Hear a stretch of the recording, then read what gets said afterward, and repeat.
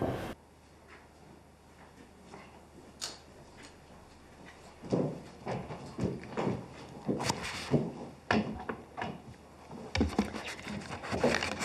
afternoon, everybody. Thank you for joining us again today. I want to, as usual, provide you with an update on Scotland's response to the COVID-19 epidemic. First of all, I can confirm that as at 9 o'clock this morning, there have been 3,001 positive cases confirmed, which is an increase of 399 from the figures I confirmed yesterday.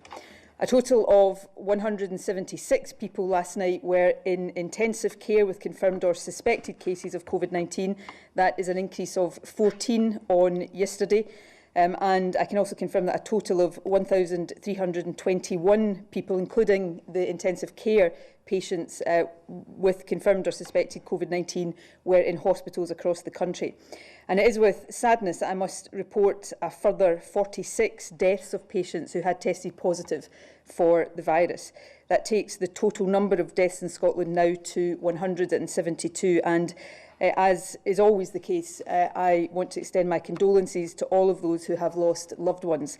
We announce on a daily basis the numbers of deaths, but we should never ever forget that every single one of these statistics is a human being who leaves behind relatives and friends who grieve for them. I want also to thank again today everyone working in our health and care sector. But I'm also well aware that there are many other people who are also going the extra mile right now. And today I want to particularly acknowledge people working in our food and drink and essential retail sectors. This is not an easy time at all to work in agriculture or food manufacturing or distribution, or of course in stores and supermarkets that require to remain open. But what everybody in all of these different sectors do is absolutely essential for all of us, and I'm grateful to all of them and want to take the opportunity today to say a heartfelt thank you. I really want to cover three issues today before taking questions. First of all, I want to follow up on some of the points I made yesterday about testing in Scotland. I know that there has been a lot of attention last night and into today around the UK government's pledge to test 100,000 people a day by the end of April. Now, obviously, and this is simply a statement of fact, it's not for me to set out the basis of the UK government's target or indeed how it plans to get there. What I can do, and indeed what I have a responsibility to do, is set out what Scotland is doing, including the work we are doing with the UK government. Now, when you factor in the difference in size between Scotland and the UK, what we are doing here will take Scotland to the same sort of position that the UK seems to be aiming for. We are increasing NHS Scotland's current capacity of 1,900 tests a day to at least 3,500 tests a day by the end of this month at the latest. And that is broadly similar, although slightly more ambitious than the UK Pillar 1 target of 25,000 tests a day. This expansion of testing capacity means, amongst other things, that we will be able to test more key workers with every day that passes. However, in addition to increasing capacity within NHS Scotland, we are also working with the UK Government and other partners to further increase testing capacity beyond that. Yesterday's announcement that a new testing facility is being established by Glasgow University in collaboration with industry partners and the NHS is a very good example of that. We in Scotland are currently working to establish exactly how many more tests we think the Glasgow University facility, together with other initiatives, will deliver. However, there is no doubt that they will allow us to increase our testing capacity in a way which is proportionate with the rest of the UK. Finally, we continue to think about how widespread testing, including perhaps antibody testing, will be used in helping us to move out of this period of lockdown. Specifically in relation to an antibody test, as I said yesterday, as others have also said, that kind of test doesn't currently exist in a reliable form. We certainly hope that it will do soon, but the fact is that might still be some time away. The Scottish Government has established a testing oversight group involving the Chief Scientist for Health, Professor David Crossman, and it has been tasked with overseeing the following strands. Firstly, the increase of NHS lab capacity and also the Scottish delivery of the UK-wide programme to deliver non-NHS testing. Secondly, the development of antibody testing so that as soon as tests are available, we are in a position to deploy them here in Scotland. Thirdly, surveillance, epidemiology and prioritisation. That strand will also look ahead to the role of testing in our eventual strategy to exit the lockdown measures. Next, logistics and access to testing, and lastly, data management. The second issue I want to cover briefly today concerns shielding, which you will recall are the measures we are putting in place to protect people who are at the highest risk if they contract COVID-19 because of their existing health conditions. We had previously estimated, and it was a rough estimate, that up to 200,000 people would be in this group. We've been doing further work to remove duplication from records and ensure accuracy, and we can now say with more confidence that there are approximately 120,000 people across Scotland in one or more of these categories. And if you are uncertain about whether or not you should be one of them, full details are available on the NHS Inform website. The Chief Medical Officer has now sent more than 110,000 letters to people in these groups, and the remainder of these will arrive shortly. These letters, and those watching who have received one will know about this, they give information on how people can shield themselves from infection, and also, crucially, because we're asking these people to isolate for a 12-week period, so these letters provide detail on what support is available to them. This support includes access to home deliveries of essential food items and toiletries through a text message service. I can say that more than 8,000 people have already signed up for this service and have been texted with the option of receiving deliveries. Those deliveries started this morning. I want to stress that you don't need to have a mobile phone to register. Anyone in the highest risk group can sign up if they need it. Details of how to do that are in the letters that people will have received. In addition, information is available on the NHS Inform website and through the main phone switchboard of your local council, and we'll be writing again soon with local contact details. And I want today to encourage everyone who is in this high risk group who has received or will receive one of these letters to register. You might not feel you need help right now. You may have family or friends who are providing the support you need. But registering now will help us to keep in touch with you if you need help later on. We're also working with local health boards to ensure the delivery of specialist medicines such as chemotherapy drugs to people in this group, and we're working with supermarkets to prioritise delivery slots. Fundamentally, we know that some people, due to pre-existing conditions, are at particularly high risk should they contract this virus. So we are determined to shield them and also to give them the support they need to ensure that they can protect themselves. The final issue I want to mention is, of course, as everybody knows, we're now 1 week away from Easter, and this weekend, of course, would have marked the start of the Easter school holidays. And there's no doubt that we are about to head into what, yes, would have been the spring holiday season, but one of the most unusual holiday periods that we have faced. And as everybody knows, although schools have been closed, school and childcare facility provision is still available in all local authorities for people who need it, for example, children of health and care service staff. So I can confirm today that all local authorities will keep learning and childcare centres open in their area during the holiday period. The arrangements made during the holidays might be different from those made during term time. The number of centres that are open and the types of support they provide will vary in different council areas according to local need. But by making learning and childcare available in every local authority area over the holiday period, we can make sure children are safe and well looked after, while their parents are able to do critical jobs. And I'm very grateful to all local authorities for working with us on this. There is, of course, a more general point about the Easter holidays. As I said a moment ago, this will be a holiday period unlike any we have known in our lifetimes. I know that many people will be thinking about the plans they had made before this epidemic struck to get away and to visit friends and relatives. And of course, it's not possible now to go on holiday around Scotland or to visit friends. Everyone will be staying home except for essential purposes such as exercise or buying essential supplies. And once again, I know how hard this is, But I also want to stress again today that these restrictions are absolutely essential. You know, we've heard discussion today in the media to the effect that this virus may peak in around 1 week's time. And I want to address that point directly. Firstly, there is, of course, still a lot of uncertainty around when we can expect the virus to peak. And as we gather more data, I hope that we will be able to offer more certainty about that in the period ahead. But I want to be very clear, because I've always said I will be straight with people in these difficult times. I want to be very clear that nothing I have seen gives me any basis whatsoever for predicting that the virus will peak as early as a week's time here in Scotland. So I don't want people to have a false expectation based on what they might be hearing in the media today. And that message is important because I have to ask people, we all have to ask all of you to continue to stick with these measures, no matter how difficult they are.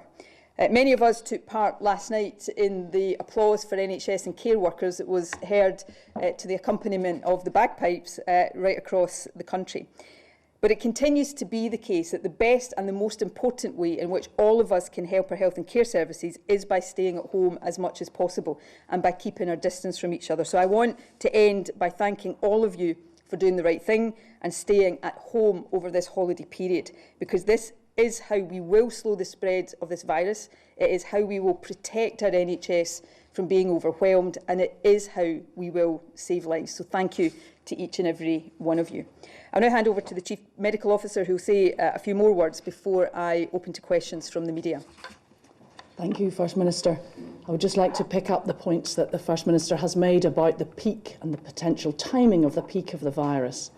Many of us are familiar with this curve that we've been discussing, trying to flatten the curve by introducing these suppression measures to stop the number of people becoming infected, overwhelming our NHS, and to avoid people becoming very sick and dying. That curve has been based on mathematical modelling, computerised versions of what might happen in the real world.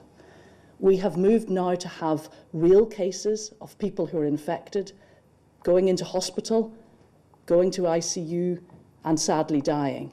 So we are now transitioning from what is a mathematical and theoretical model into real data using real people in Scotland to inform our knowledge of the virus spreading. I have been watching these models and now the new data as the numbers increase every day, and I have not been able to find that the peak will be as soon as we are hearing in reports in the media today.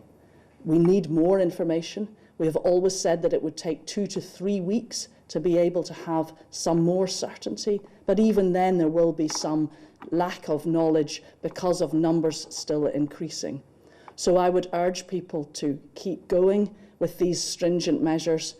Now is not the time to think that perhaps it will all be over soon. We have always said that many months will be needed before we can get on top of this virus and be sure that we're not going to have a worse scenario later with more of the virus reappearing if people are becoming less stringent with their social distancing measures. I would also just like to make a second point today, and I think we will be returning to this. I've heard reports of people being concerned about coming forward to be seen by their GPs or coming forward into hospital services because they're worried about coronavirus.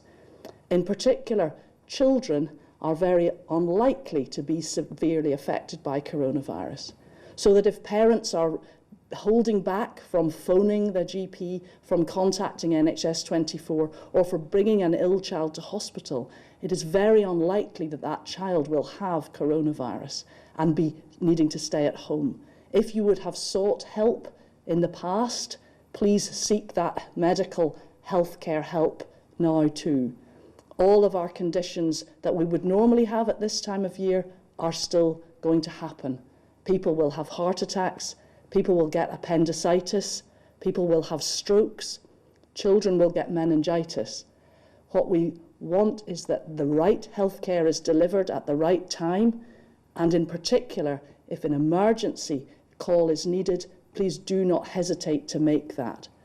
We will be giving more information to the public over the coming days, but we want to emphasise that not everything will be coronavirus, and that healthcare is a safe place to be seen and looked after if you're unwell.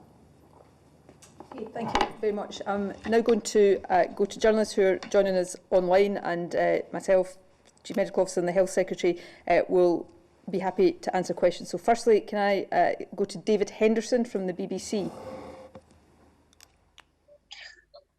First Minister, thanks very much indeed. On the face of it, and from what you were saying today, the Scottish target for testing at 3,500 people per day is far less than it is in England, or than it will be in England, Wales and Ireland.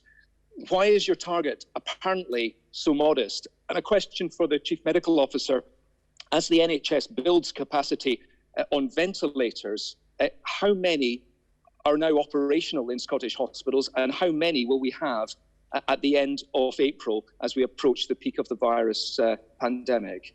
Okay, I'll take your first question, David, and I know it's a bit difficult because people are listening to this online, but actually if you listen to what I said, you would realise that our target on testing is not less ambitious than the rest of the UK, and I went through that in some detail, which I'm happy to do again. The 3,500 target that we have set for the end of this month at the latest is equivalent to the first pillar of the 5 pillars that Matt Hancock outlined yesterday. And that is the expansion within the NHS of existing PCR diagnostic testing. The UK's target, the equivalent target to our 3,500, is 25,000 by the end of April. So actually, proportionately, our target is a bit more ambitious than the UK's.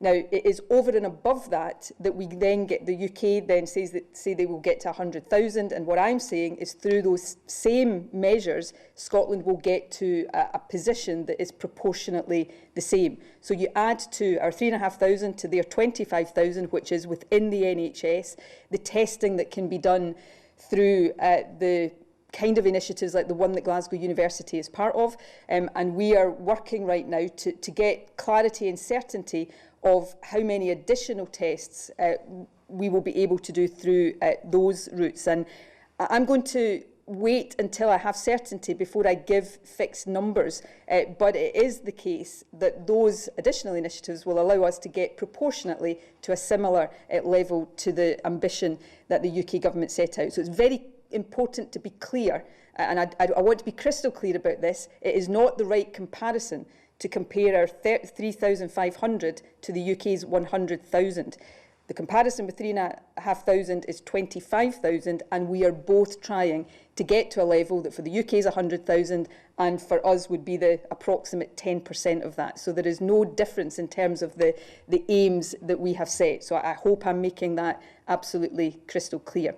Now I'll pass on to the Health Secretary on ventilators and the other aspects of the question. Thank you very much. So at the moment we have capacity in ventilator equipment of just around 500 ventilators across our NHS estate. And we have announced this week, of course, that we have repurposed some of the anaesthetic operating machines to bridge any gap between our current capacity and orders coming online. So we have a number of orders in. We are looking on a daily basis at the alignment between our capacity in intensive care and what we expect the demand on that to be. But again, as I always do when answering questions like this, the demand part of it is not fixed.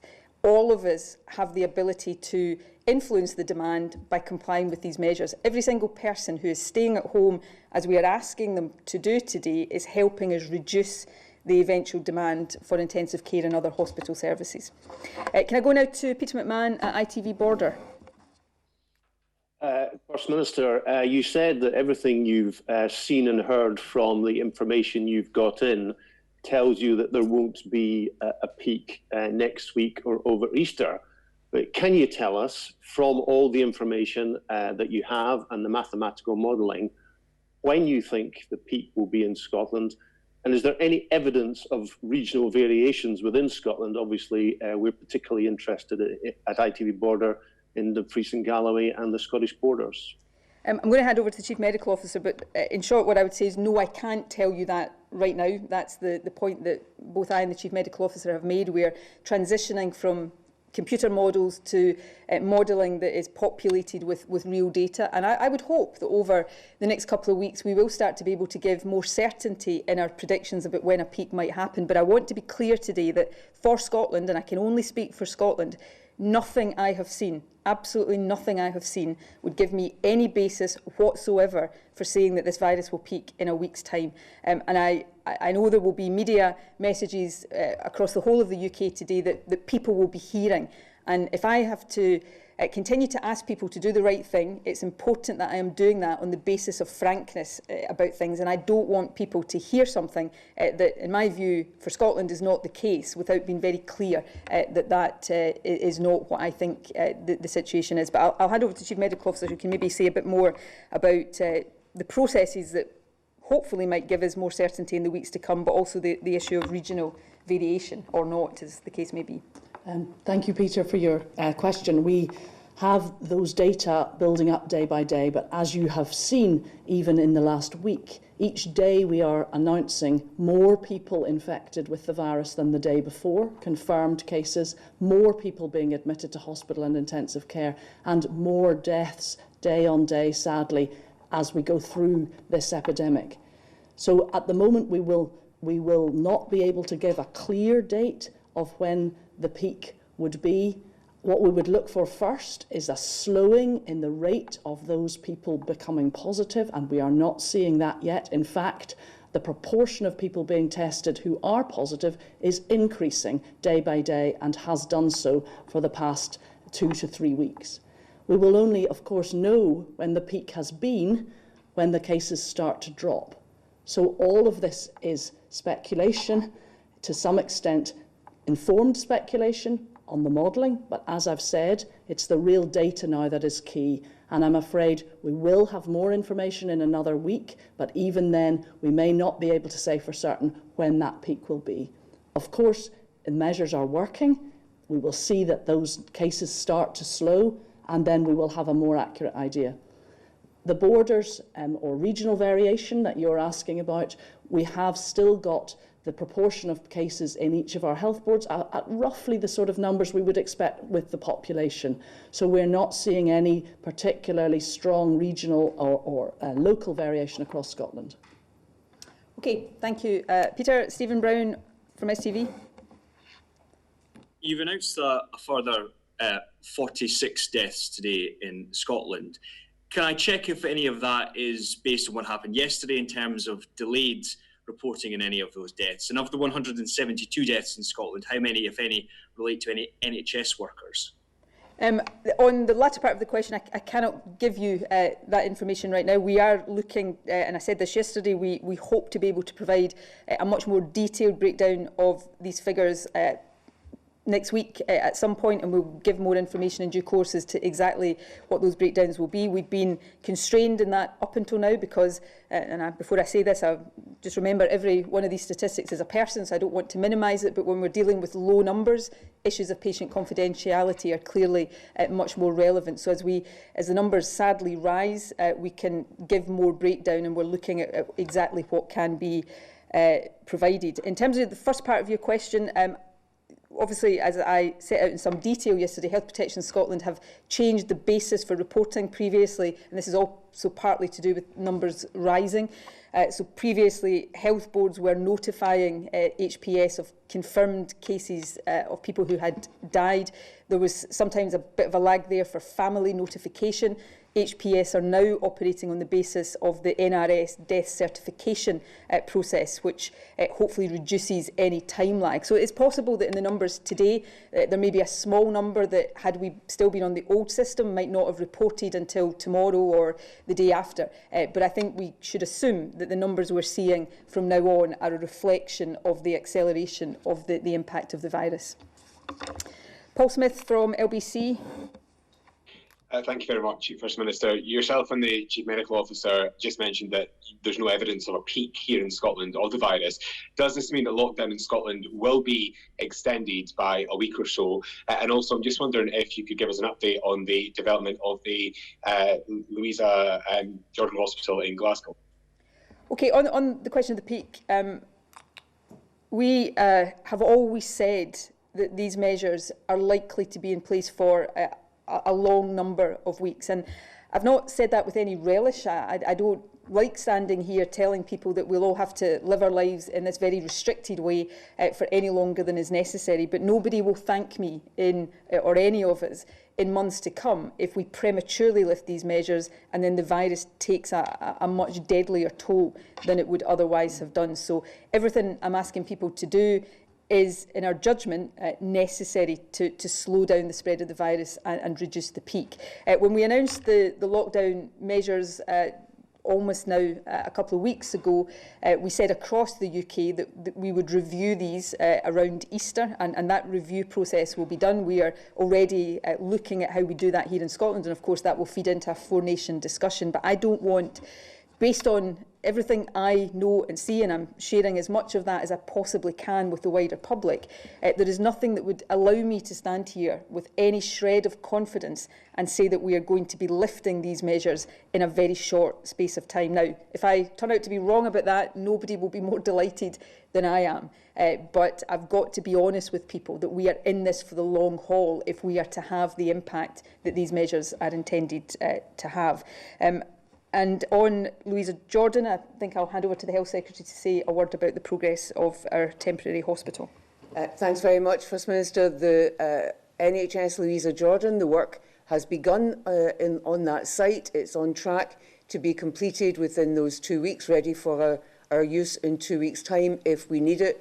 The Chief Executive, Joe Young, is on site, the Medical Director, a number of clinicians and construction workers. So it is going ahead as we planned it to be and will be ready for our use, should we need it, with those first 300 beds in 2 weeks' time. Okay. Hamish Penman from Original 106. Good afternoon, First Minister. Oil and gas bosses have been calling for coronavirus testing to be extended to key workers going offshore to minimise the chance of an outbreak at sea and a potential rig closure. Is this something the Scottish Government are exploring, and if so, is there a timescale for it? Well, I'll come back to, I suppose, the core of what I said about testing. We are working rapidly to scale up testing capacity, firstly within the NHS, and that's my 3,500 at least by the end of the month at the latest, but also over and above that. So everybody is familiar with the announcement yesterday that Glasgow University has established a test centre, and that will enable us to go beyond that. So as we scale up our testing capacity, and that's happening on a day-by-day basis, then we will be able to test more people. But we have set very clear priorities that are based on evidence of what the most important areas are. So using testing to support the treatment of those who are seriously ill, key workers, starting with health and social care, and also testing for surveillance. At a later stage, testing will also be important in terms of coming out of these lockdown measures. Of course, as we scale up our capacity, we will be happy to have discussions with other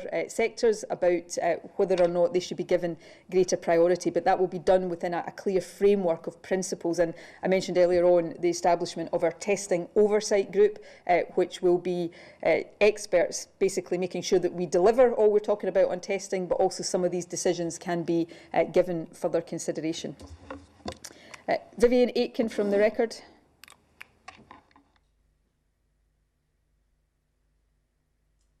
Vivian, are you there? Sorry, technical hitch. Okay. You've adequately covered most of what I was going to ask. Just one thing about testing. Are we looking at other testing sites, other laboratories on a commercial partnership like the Glasgow University one? Yes, so the Glasgow University one is part of a fairly well-developed now UK programme where I think there are going to be 3 labs, of which Glasgow is one across the UK. But yes, we are exploring other options and opportunities both in the academic sector and commercial partnerships. Do you want to say more about that? Okay, Libby Brooks from The Guardian.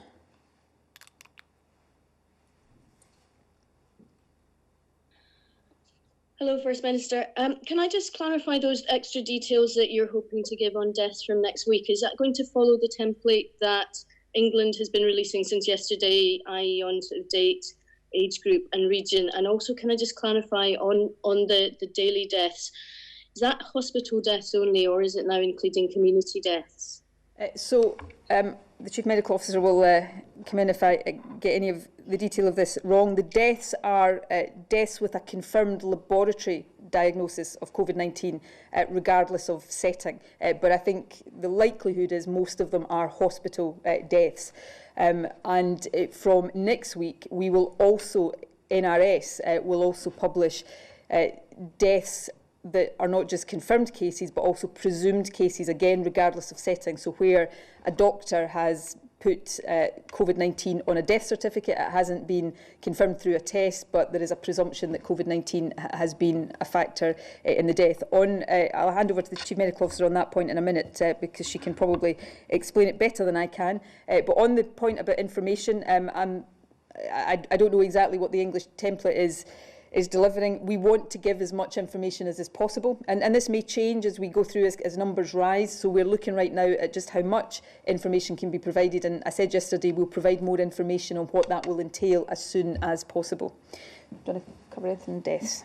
The letter I sent was on the 23rd of March, which asked all medical practitioners who might be certifying a death that if they were strongly suspected that the person had symptoms of coronavirus, that they put presumed COVID-19 on that death certificate. So those cases will now be reported by NRS from next week.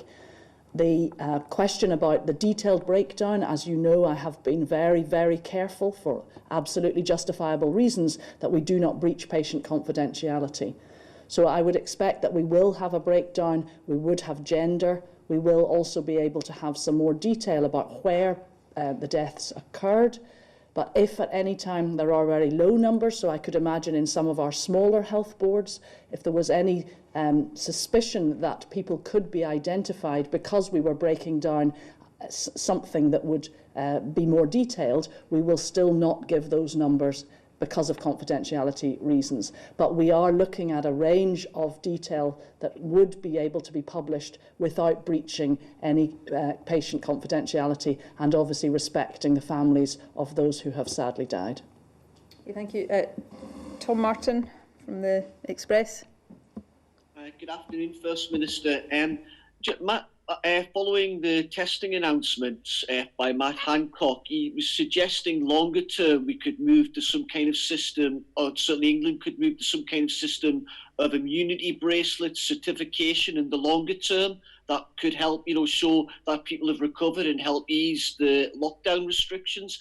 I just wondered if you thought that was something that could be helpful in the longer term once you've got antibody testing, and whether it was something that could be explored. Well, I'll hand over to the CMO to give the scientific answer to this. I'll give the more political answer. I think if we can get to a stage where we have an antibody test that is reliable and we know enough about what level of immunity this virus actually does confer, and whether these tests then allow somebody to say, I've had it, so I won't get it again ever or for a period of time, then yes, that kind of approach could help us in the future. So I certainly don't rule that out, but there are some unanswered questions I think that we have to get answers to along the way before we would be able to judge whether that was a reliable kind of system or whether it would actually just give people a lot of false assurance. So these are very much things that are work in progress. As this is a new virus, we don't know how long immunity would last for. We look at coronaviruses in general, many of them cause the common cold, and we know that we don't all get lifelong immunity to the common cold. So at the moment, the unknowns, as the First Minister have described, need to be worked through. It would not be the right thing to give somebody a bracelet that said that they were immune if, in fact, that immunity had some time limitation on it. I think we need to get these tests validated. The early progress is to get those as accurate as possible. We want tests to be both sensitive and specific so that we're giving people the right answer as to whether they have antibodies or not.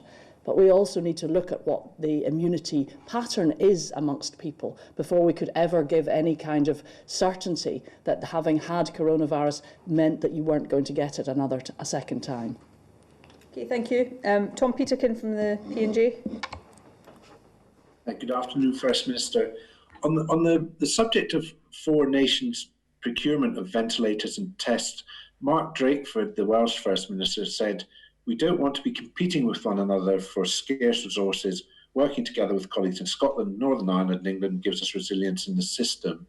Now, given that there was a threat of a bidding war between NHS and NHS Wales and NHS England, and the fact that Scotland's still doing its own thing on procurement, can you guarantee that Scotland won't get into a bidding war? I think it is incumbent on all of us across the UK not to get into bidding wars or any other kind of issues of tension. I mean, at times we'll have slightly different views on how to approach this. There's nothing wrong with that. We work through them, and if we take slightly different approaches, we explain why that is the case. But, you know, we're all in the same position here, and we all have to work together and collaborate to try to give ourselves the best chance of dealing with this. Just to be clear again what the position is with procurement, and you know, what I'm about to say applies to testing, tests and testing capacity. It applies to ventilators, and I think applies to PPE as well. We do our own procurement, so a number of the orders. For the orders we've got in for ventilators are orders we've placed with established manufacturers, but over and above that we are taking part in four-nation procurement initiatives that will supplement that. So these are sensible ways of proceeding. There's a lot of ongoing discussion between the four governments, and you know, I keep saying this, and I'll say it again because I think it bears repetition. We're not in normal times here. This is not a standard situation where the kind of disagreements and tensions between the four governments would perhaps be more to the fore. We all face a common challenge here. We're all dealing with the same issues and trying to address it. So the emphasis has to be very much on collaboration and working our way through these things together. And that's the approach the Scottish Government has taken. I think it's the approach the other governments are taking. And I think we have to absolutely make sure that continues. Michael Blackley from the Daily Mail. Hello, good afternoon. When the element of the emergency legislation relating to jury trials was withdrawn this week, it was confirmed that there would be further legislation in the coming weeks. What is your focus right now? Is it an assumption that there will be a lengthy suspension of jury trials and therefore measures to tackle the backlog that causes? Or are you focused on measures that will mean that these types of trials can start as soon as possible? Well, we're trying to look at different options and build a consensus. You know, nobody, certainly not me, wants to be in a position where we're, you know, having trials without juries if we can find a better way of dealing with a unique and unprecedented situation. So, you know, I said at the outset of this epidemic, and again it puts it into a category quite unlike anything we've dealt with before. None of us have dealt with a situation like this before. I certainly haven't, and we're trying to make the best judgments and do the right thing and do it in good faith. We'll all make mistakes, and we'll all do things that we think are right, and then we'll listen to others and say, actually, maybe that's not the best way. That's what we did with the jury trial proposal, and I think that's right, to listen to voices across Parliament and to professional voices. So Mike Russell said that we would go away and look again at this and try to come to a consensus. We have a problem in that if we can't impanel juries, then we will have a significant backlog of cases. So is there a different way? And Mike Russell's taken forward these discussions, and when we've come to a conclusion on that, we'll set out what it is. Mark McLaughlin from The Times. Well, Harry Burns was on Radio 4 this morning saying that the lockdown must be lifted as urgently as medically possible because we could be storing up lots of health problems for the future. Is there a tipping point between where the lockdown saves so many lives up front but potentially risks lots of lives and morbidities in the future? Look, these things, Mark, are always going to be a balance, and a horrendously difficult balance given the circumstances we're dealing with. I didn't hear Harry. I'll make a point of listening to him because everybody knows how much respect I've got for Harry. I said I've never dealt with a situation like this before. That's true, but I was Health Secretary when we had the swine flu pandemic, and at that point it was Harry standing in Catherine's place as the Chief Medical Officer. So he's somebody I've got huge respect for and have worked closely with in the past. all of us want these lockdown measures to be lifted as quickly as possible, because nothing is without consequence. So, of course, we are doing certain things to combat this virus, but whether it's economically or socially or in health terms, what we are doing to combat the virus will have other consequences. And these are the difficult balances that we will continue to have to strike as carefully as possible. And these are the kind of judgments that we're having to make now and we'll have to make in the future. But I come back to a point I made earlier. Nobody is going to thank any of us. However much people right now think, I just wish we could get out of this, and would be delighted to hear us stand here and say, OK, all ends in a week's time. A few weeks from now or a few months from now, if we do that, nobody is going to thank us when this virus has taken the kind of toll that we're trying to avoid it taking. So we will continue to try to take all of these factors into account and come to the right judgments overall. Simon Johnson from The Telegraph. Good afternoon, First Minister. You were on the radio this morning basically indicating that the lockdown measures could be in place for some time yet, and stating that it was likely that a phased approach would be taken to lifting them, with some restrictions being lifted and others being left in place.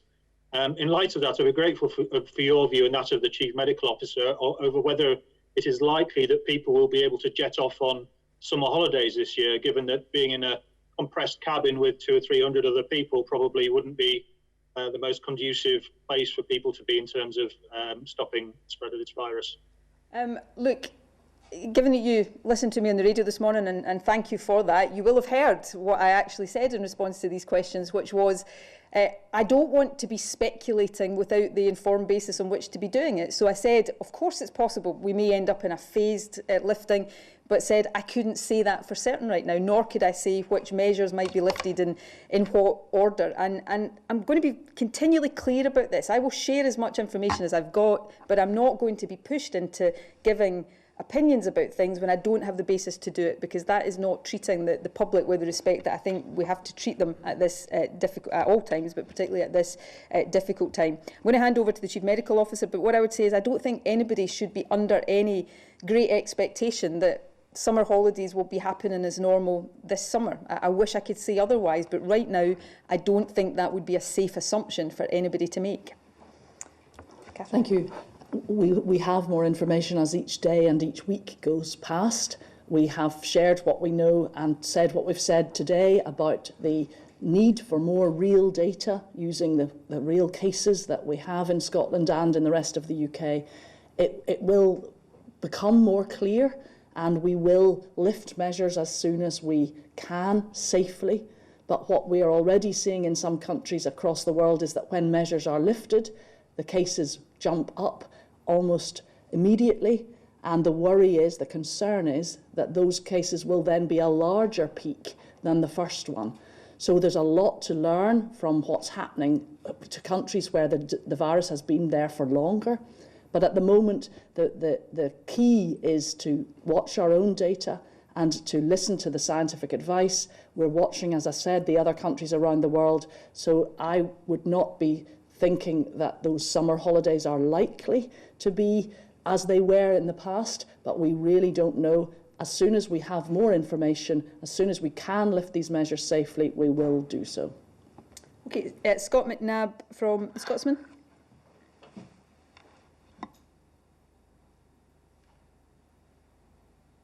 Are you with us, Scott? Sorry, yeah, I was just on testing, First Minister, and the ambition to go beyond the 3,500 to the equivalence of the 100,000 UK figure, because I believe much of that would be antibody testing. And Matt Hancock's been saying that at the moment these basically don't work, that they're not reliable. So I'm just wondering if that ties with your experience in procuring these tests, and whether that would jeopardise the ambition to reach that higher target by the end of April, as he seems to want. So it is not clear to me, and I don't mean this as a criticism, it's just genuinely not clear to me whether Matt Hancock's 100,000 figure includes antibody testing or not. We all have an ambition to see antibody testing, but you would have to ask him whether his 100,000 includes that. I would be surprised if it does, because as we've been talking about, we hope there'll be an antibody test validated soon, but we don't know that. So to rest a target for the end of this month on that becoming available wouldn't seem to me to be a particularly solid thing to do, but I don't know that. What I am talking about in terms of our 3,500 by the end of the month, the equivalent of the UK government's 25,000 by the end of the month, and then building diagnostic testing beyond that. I'm talking about diagnostic testing, and antibody testing, when and if that comes, will be a different part of our testing strategy. I really hope it comes soon, and I hope we have enough information then to have certainty, or as much certainty as you can get in these things, that it will be a useful test to help us get out of the coronavirus challenge. But we don't know that yet, and so I don't think it would be safe, and I certainly wouldn't give numbers of targets for testing based on a test that isn't commercially available yet, because I don't think, and generally speaking, when I'm giving numbers, I want those to be numbers like the 3,500 based on firm plans that I know we can deliver, as opposed to aspirational targets that might or might not be delivered. Chris Green from the Eye. Hi, First Minister. Hopefully you can hear me properly today. There was some interesting Scottish Government advice issued yesterday, which said that everyone should consider taking vitamin D supplements. I just wonder, it might be a statement of the obvious, but I just wondered if you could explain why that's a good idea. On this one, I probably should hand over to the doctor in the room before telling people what they should and shouldn't be taking. The advice on vitamin D supplements is that everyone should take those for the time of darkness, if you like, or when the October to March, when we're not all having as much sunlight as in the summer months. We have particular risk groups in pregnant women and the elderly, but actually the advice has been for some time that vitamin D supplements are useful at that time of year. You need sunlight to get vitamins into your body, and in the times of the year when there's not as much sunlight, the vitamin doesn't get into your system as readily, hence the advice for supplements. I am not aware of something that was issued yesterday that's specific to this time of year, because we're now coming into the time of year where there's more sunshine as the clocks have gone forward, and I'm not aware of something that's specific to coronavirus, but maybe you'll tell me otherwise. Okay, if that is the case, then forgive us trying to keep on track of absolutely everything. We'll come back to you and confirm that later. David Ball from the Herald.